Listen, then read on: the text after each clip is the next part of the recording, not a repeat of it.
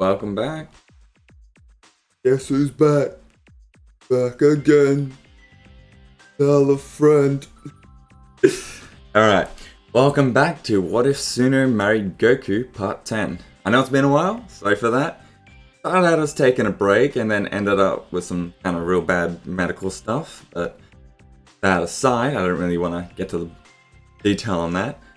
Bottom line, it's going well, and well enough to continue actually recording. I had actually written this a long time ago. Anyway, so when we last left off, we had Piccolo's first encounter with Cell, which effectively went the same as canon, and after that, Goku had finally recovered from the heart virus. Then now we get into what Goku plans to do next. Well, we all know the hyperbolic time chamber, and honestly, we can skip through Goku going through around and gathering everyone up on the lookout, because that will go pretty much the same as canon. So no need to cover that in depth. But there is one pretty significant difference here.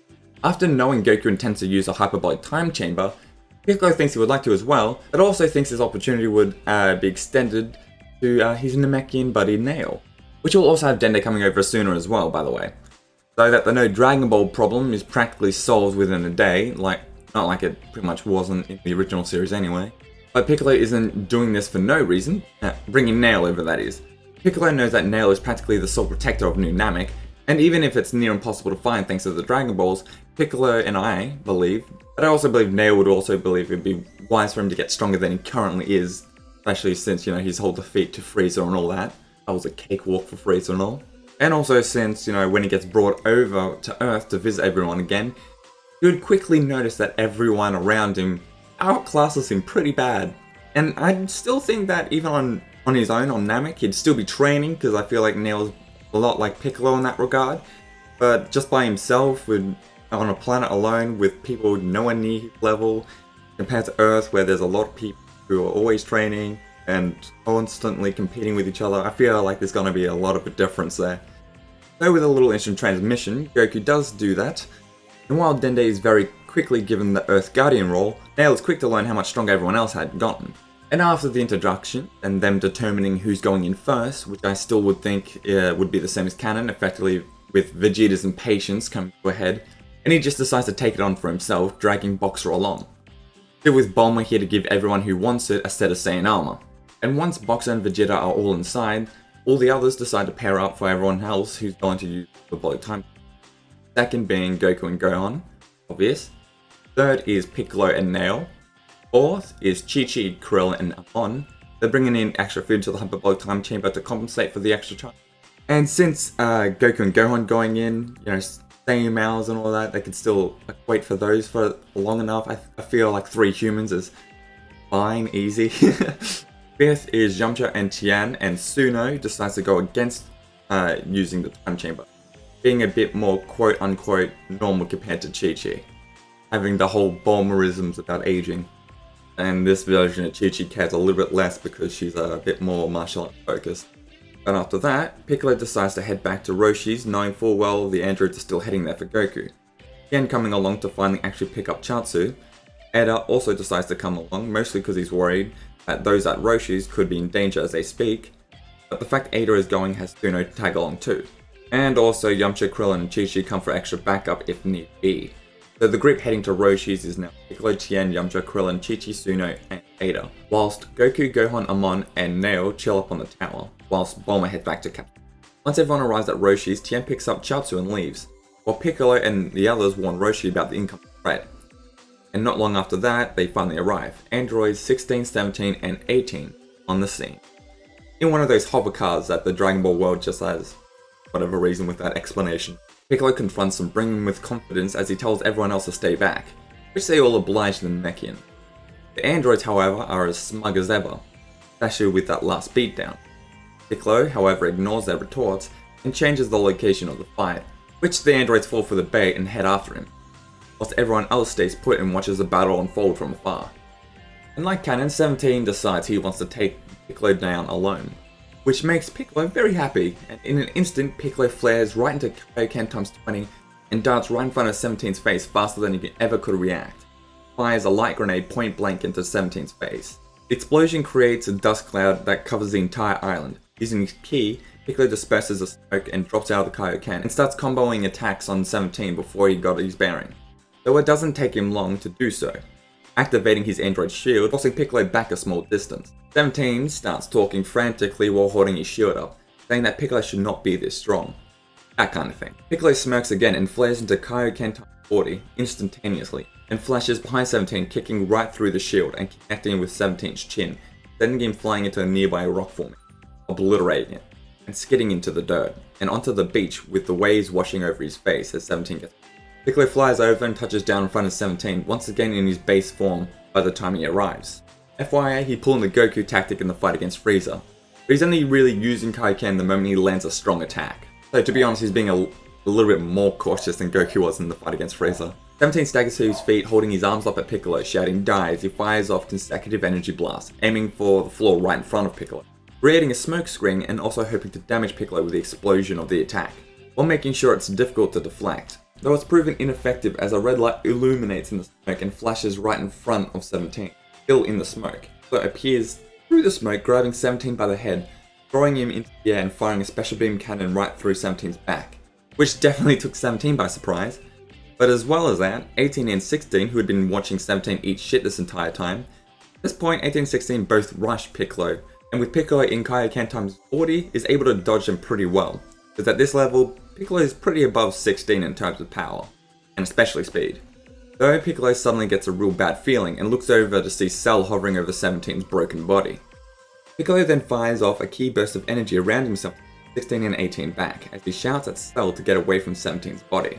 17 is barely clinging to life and is looking up at Cell like, who the fuck is this bug creature? As Cell is just like, shh, and absorbs him, before Piccolo could even reach, since he had to deal with 16 and 18, who are now even more confused.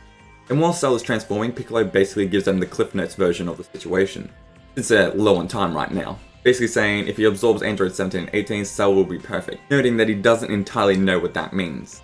But by the fact he can feel Cell's power increase exponentially, well, he's getting an idea. Piccolo tells 16 and 18 to run, and like Canon, 18 just kinda hangs around in shock. Though Piccolo isn't having it this time around, bursts into Kaioken times 40, but not like in that quick flash, where he had been doing. And tells 18 and 16 that if they don't leave right this second, he won't leave a trace of either of them for Cell to absorb. 16, slightly confused, knowing that he can't be absorbed, though understanding the situation, just bear hugs 18 and flies off. Piccolo then turns his attention back to Cell, who is now finished going semi-perfect form. Cell smirks at Piccolo and rushes at him. Piccolo is just barely able to avoid Cell's attack, though not the second one, as Cell follows up with a kick that Piccolo had no way of dodging, since the way he turned his body to dodge the first strike. Cell launches Piccolo into the ground and charges the Kamehameha, finds it off so quickly that Piccolo is hit by it the moment he's back on his feet, blasting Piccolo into the air. Cell then darts directly at Piccolo and to continue this combo. However, this time Piccolo is ready for him, stretches his arms out and grabs Cell's arms before Cell reaches him, Piccolo retracting his arms, pulling Cell to him and then pile driving Cell into the dirt, or jumping back and blasting Cell with a light grenade. After the explosion, Cell gets back to his feet. The two rush at each other again. Piccolo at this point is really hurting. He was hoping the last attack would do more damage to Cell, but Cell only looks slightly hurt by it. With the drain of Kaioken, Piccolo is starting to feel the hurt, since he'd still been using it pretty liberally in his fight against 17 earlier, even though it was, still cautious. So he starts planning his last move to try and get the win in the fight. He starts charging energy into his dominant hand, but while doing so he's unable to use the arm, basically charging a very powerful version of the special beam cannon, using a lot of ki. But in the meantime, it does mean he has to be on the defensive. Cell rushes very aggressively at Piccolo once he catches onto what Piccolo seems to be attempting, since all Cell knows is that he's charging an attack, not really what it is. Meanwhile, back on the lookout, everyone has just been observing everything down on the world below. This time it's not just Gohan begging Goku to save Piccolo, but also Neo being like, oi, do something. So, knowing how dangerous the situation is right now, Goku bides his time for the right moment to intervene. Back to the fight, at this point, Piccolo's pretty banged up, and Cell only looking a little worse for wear, but Piccolo still has his ace in the hole. Cell rushes at Piccolo again. Piccolo sees this as his chance to fire his attack, and while he's doing so, Cell hits Soul Flare, ducks the attack. Cell then gets back up as Piccolo, now out of energy, drops out of Kaioken to 40, falls to his knees. Before Cell could even start approaching him, Goku appears out of thin air, surprising Cell. Goku basically says the same things he does in the camp, while placing a hand on Piccolo and disappearing. Goku teleporting back to the lookout with a beat up Piccolo has Dende running over instantly to heal him. Now just squats down over him like, man, you got fucked up. Piccolo just coughs up a bit of blood as he waits for the heal to take effect. Says, could've killed the androids while I had the chance. Cell is then left to search for the androids again, with a lot less tension since we don't have a Krillin with a deactivation device. And basically no one really intervenes since everyone knows just how strong the dude is. So they just wait for Vegeta and Boxer to come out of the hyperbolic time, which it's about time for, honestly, so let's skip to that. Basically, in the time it takes for Vegeta and Boxer to get out, 18 and 16 are pretty effective in hiding, especially since 16 doesn't have a hole in his head. I think they were able to hide underwater pretty safely. Now at this point, Cell is pretty angry and has already blown up like 3 islands and is now targeting a city. And it's at this point Vegeta and Boxer arrive on scene, having gotten very noticeably stronger. Since I believe this Vegeta was already stronger than the canon counterpart, he and Boxer got a little extra gains in the hyperbolic time chamber. But not like a crazy amount, like the boost would be like 5%, barely noticeable, but like noticeable nonetheless, you know what I mean? I'm gonna leave it on a cliffhanger as Vegeta, Boxer and Cell just stare at each other over the ocean. Will Vegeta and Boxer kill Cell here, or will Cell become perfect somehow? Let me know what you'd think. But if you like this video, make sure to like it, subscribe if you're new here, I'd appreciate that. Hoping more videos more regularly to come out after this, so... I don't know if I mentioned it, but the reason why it's like Suno again after like the last video being in Suno Part 9 is because I kinda just want to focus on one series and finish it, because it's been over a year now, I haven't finished one. I'm really bad at this, but thank you all, for anyone who still likes my stuff somehow. I really appreciate you. I don't think you understand how much. But yeah. That being said, I've been the What If Bro. See you guys next time.